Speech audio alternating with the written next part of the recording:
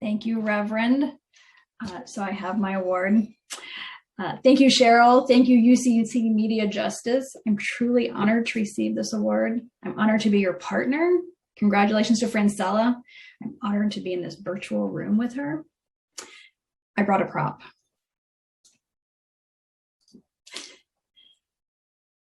Can you all see what that is? So the NDIA team gave me this at our virtual retreat in August because the NDIA is a unicorn. So we talk about ourselves like that. We are unique. There's no other organization like this, like us. We are unique because we represent those 600 community-based digital inclusion programs around the country. And the NDIA team, we learn from this community, we help them learn from each other, and we use those learnings to educate policymakers, the media, the general public. That's our uniqueness, that whole thing all wrapped together. So 7 years ago when we started NDIA, I had zero public policy experience, zero advocacy experience. I knew digital inclusion, but one could say I didn't really know what I was doing when it came to the policy side. What I did have was a network of digital inclusion practitioners and advocates, and a passion for elevating on-the-ground digital inclusion work. And I really had this moment where I was like, if I don't do this, when does it happen? What I also had at the time was a group of folks who were willing to be on a board of directors of an organization with no funding. That's amazing, right? Laura Breeden said, I'm in. Bill Callahan was willing to work for free. Like that's how NDIA got started. John Windhausen and Amina Fazlullah took me into meetings at the FCC, because remember, I had no idea what I was doing.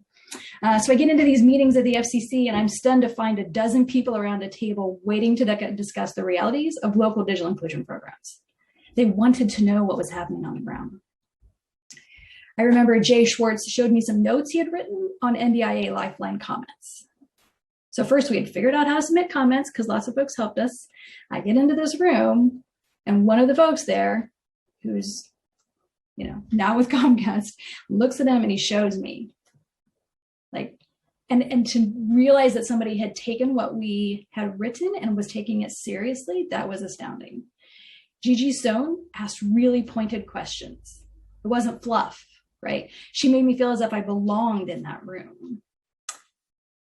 And then on that flight back to Columbus, I sat on the airplane and I had this feeling of pressure on my shoulders, such that I really felt I was going to fall to my knees. That pressure was the weight of what we were trying to do. And I could feel it. Wanda Davis created the Ashbury Senior Community Computing Center in Cleveland 20 years ago. And I've known Wanda about that long. She saw the digital inequities in her neighborhood. She paid staff when she could. They volunteered when she could not. My job, the reason I felt that pressure, was that I needed policymakers in DC to know Wanda's struggles and for them to appreciate her expertise, both. 2 weeks ago, Wanda and I had a chat with Acting Chair Rosenworcel on Instagram Live. Wanda was heard. That is success.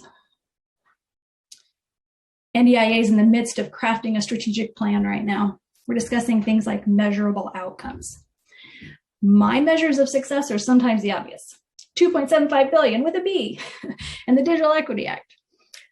But they're also when LaZone Grays in Topeka tells me he convinced the state of Kansas that his organization should become a vendor to provide computers, connectivity, and training to individuals receiving SNAP benefits. That is success. This is digital equity's moment. I will not look back at this time and wish I had done more, been more strategic, taken more risks. I will not.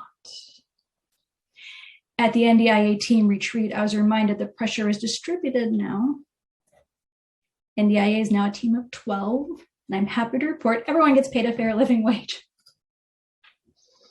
So thank you to UCC Media Justice. I love your new name. Thank you for having me here.